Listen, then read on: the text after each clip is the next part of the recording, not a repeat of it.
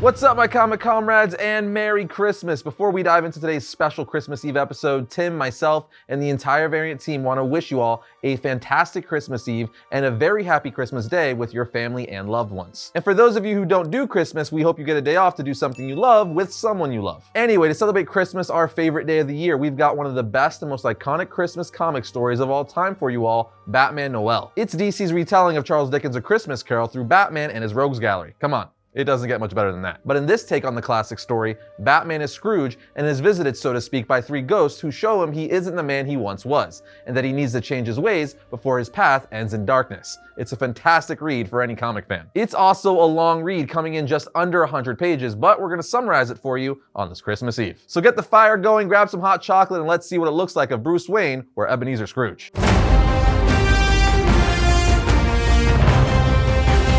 The comic starts off with narration from an unknown person. The person actually narrates the entire comic. In any case, said person introduces us to a man named Bob Cratchit who lives in Gotham City and refers to Batman as Scrooge. We see Batman is tracking down Cratchit because he's working for the Joker, but you see Cratchit doesn't want to work for the Joker. He's doing it out of desperation because he doesn't make a lot of money at his day job and he needs money for his sick son. So he took a delivery job for the Joker. The problem is Batman is tracking him down and obviously catches him, which causes Bob to drop the box of money he picked up, which was wrapped like a Christmas present. So Batman then gets off of him, knowing the Joker will come looking for him to get his money, saying, "You should be going to jail tonight. Consider yourself lucky you make a better piece of live bait than jail bait." So Batman lets him go, but not before placing a tracker on him. After this, we see Cratchit return to his small rundown apartment where he sees his son Tim putting together a makeshift Christmas tree with the dead plant he got from the neighbor, a soup can as a pot, a beer can, and army soldier as ornaments. Tim is super excited to show this to his dad, but being super stressed with the encounter with Batman, as well as losing the Joker's money, he snaps at his son saying, "Tim, damn it, not right now, okay?" Bob quickly apologizes though, saying, "Hey buddy, I'm sorry. Didn't mean to snap at you like that. Just had a hell of a day, that's all. Come on over and show me that thing you got there." Tim does and tells his dad that he wants to add an ornament on the tree that represents Batman, because Batman is a good guy, a hero. Bob asks his son, "Now why the hell would you want Batman on a Christmas tree? I mean, Batman isn't exactly Christmassy." Tim answers, "Because I thought Batman was one of the good guys. He only hurts people that do bad things." Bob then tells his son, I guess, maybe things aren't always that black and white. Sometimes even good people do bad things." As he looks out the window distraught. He's obviously talking about himself, as the only reason he agreed to work with the Joker was to make money for him and his son who has a bum leg. We are then taken into the Batcave where we see Bruce is on the Batcomputer spying on Bob's apartment with surveillance, waiting for clues of Joker's whereabouts. Alfred sees this and relays his disgust to Bruce, saying, "This one has a child. Do you honestly intend to put a child at risk just to get the Joker?" He also points out that Bruce has a cough, telling him, "You have a cold and you may want to rest instead of running around in the snow all night looking for the Joker." Bruce ignores him, saying something to the effect of, "If Cratchit is left to his own devices, he will raise his child to be exactly like him, and in 10 years, his boy will be walking the streets with colors and a gun in his belt. I risk the future while they risk only the present." Alfred responds while in front of a display of batsuits, saying, "I know only too well, Master Bruce, lest you forget. There was another boy whose future was risked on my watch." As we see the Robin costume displayed in the background. The narration in the comic then reads, "His work was all that mattered to Scrooge. His anger and loss has consumed him to the point where human contact was nearly impossible. I say loss because his life hadn't always been like this. He hadn't always been alone. Once he had been a different man and had shared his work with a partner. He and his partner made a good team." Through more narration and imagery of Batman fighting alongside Robin before he died, we learn that the Boy Wonder had brought out the side of Batman that hasn't been seen in a very long time. And ever since Robin died, so did the happier, more optimistic side of Batman. Bruce, having gotten sick suffering from fever sweats, starts seeing a vision or hallucination of his dead partner Robin, who's acting as Jacob Marley for this story. This ghost or apparition of Robin tells Bruce he's come to deliver a warning, that if he continues to live his life as an angry, vengeful, and spiteful man, there would be a price. Every man has to pay one day, stand up and be counted for what he's done in life. The bad things you've done become heavy weights. Scrooge/Bruce had to change before it was too late. After this vision, we see Batman respond to the bat signal and meet up with his friend Commissioner Gordon. Gordon is telling Batman that Catwoman plans to steal from an auction house later that night and that she may also have information on the Joker's whereabouts. Batman tells Jim she's a waste of my time. My priority is the Joker, and she's probably lying about the intel on the Joker anyway. She likes to play games. But in the end, Batman decides to check on her anyway on the off chance he's wrong. We then see Batman perched on a cathedral keeping eyes on Sprang's auction house, and when the clock struck 1, the first visitor of the night appeared at his bedside, which is Catwoman acting as the ghost of Christmas past. We then see her running out of the auction house with loot, and of course Batman comes sweeping down, and when he lands, Catwoman jokes with him saying, "I could hear your labored breathing from all the way up there." He tells her, "Selina, I'm not in the mood," but she tells him, "Baby, I'm on this earth to put you in the mood. Come on, the only reason I get out of bed every day is you. I went shopping.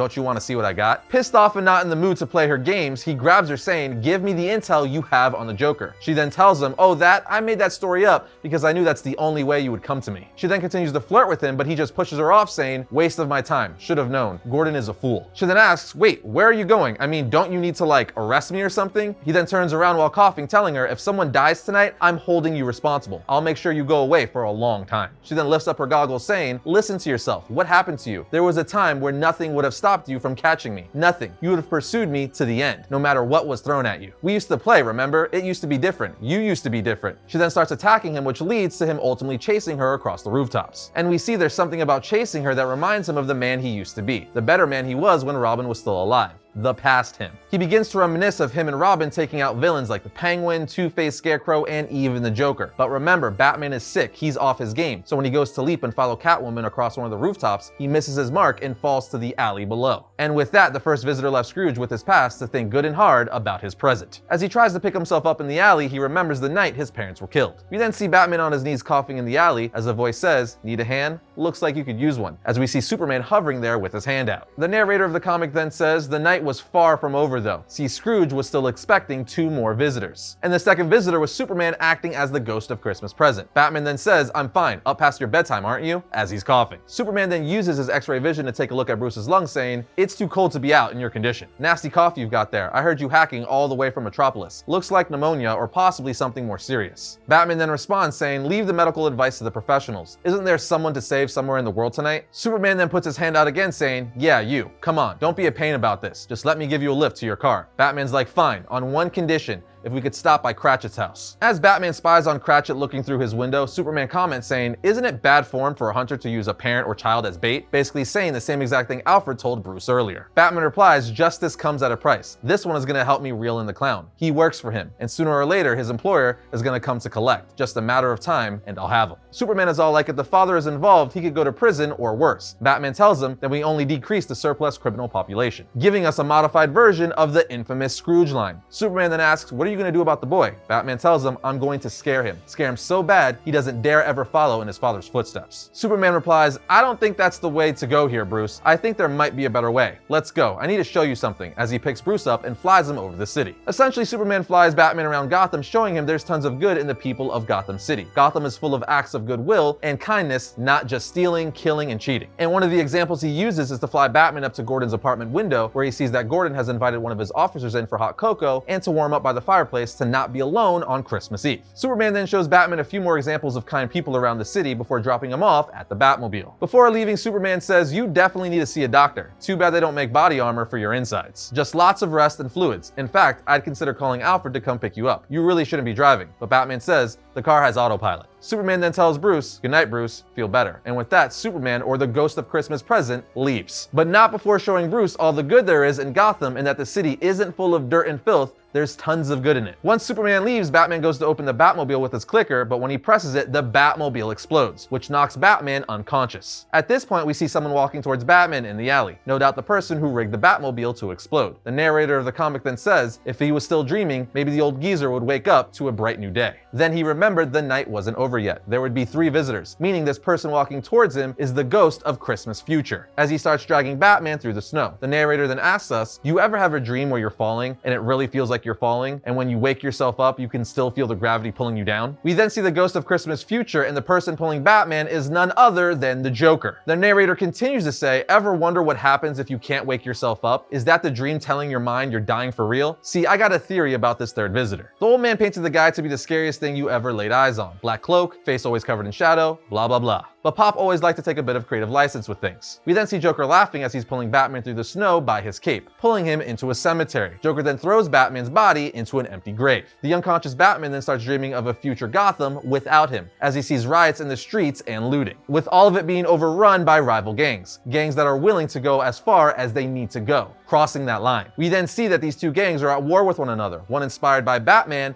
and one inspired by the Joker, with the Batman-inspired gang willing to kill to stop even the smallest act of crime. And the Joker gang, well, you could assume what the Joker gang is all about. Chaos. Batman continues to dream of a future without him, where we see one of his closest allies, James Gordon, is tried in court for aiding and abetting the criminal known as Batman. for obstructing justice and harboring a fugitive. We see that the judge then gives Jim 30 years without parole, which at his age is essentially a life sentence. He also sees that his family estate has been auctioned off, with Alfred being forced to leave Wayne Manor. This dream or vision of the future is enough to wake Batman out of his unconsciousness. As we see the Joker wrote on his tombstone, "Here lies a bat. He died boring, predictable, and nobody loved him." But on the next page, we see him punch his way out of the grave, eventually crawling out, ready to go after the Joker. We are then taken to Bob Cratchit's house, where he and his son are lying on pillows on the floor. When his son hears a knock at the door, though, he thinks it's Santa, so he goes to open it, but on the next page, we see it's the furthest thing from Santa. It's Joker saying, "Ho, ho, ho," creeping through the door, all Jack Nicklaus The Shining style. Long story short, we learn that the Joker has come for his money that Bob lost at the beginning of the book due to his run-in with the Batman. Joker then tells little Timmy that he just wants to play a game of Clue, as he dumps a bag of weapons on the table like a pipe, wrench, and a revolver. But this causes Cratchit to come out saying, "Get away from my son," at which point the Joker points the revolver at Cratchit's head, asking, "Who killed Bob?" Bob says, "Please, I panicked. The Batman was there." Joker then says,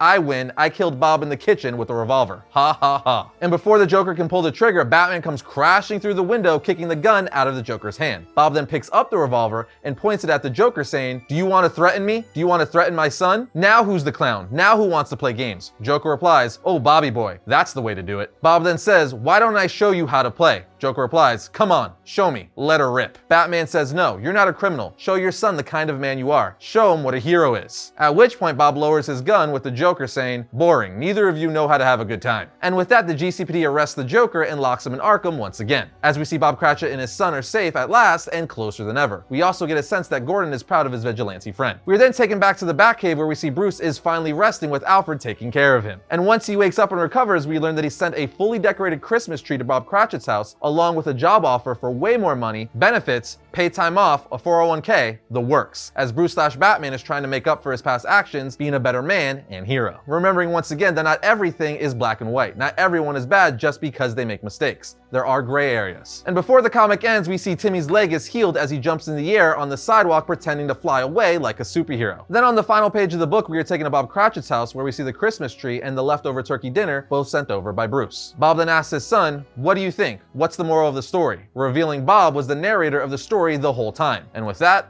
the story comes to an end. Now you can see why Batman Noel is my personal favorite Christmas comic book of all time. It's incredibly well written with amazing art, both by Lee Bermejo. It was such a brilliant idea to create a Batman-themed version of A Christmas Carol, a timeless message that is so powerful and important that it even works when applied to a character like the Dark Knight. Anyway, we hope you guys enjoyed this story as a Christmas Eve treat. And once again, everyone here at Variant wishes you all a very Merry Christmas.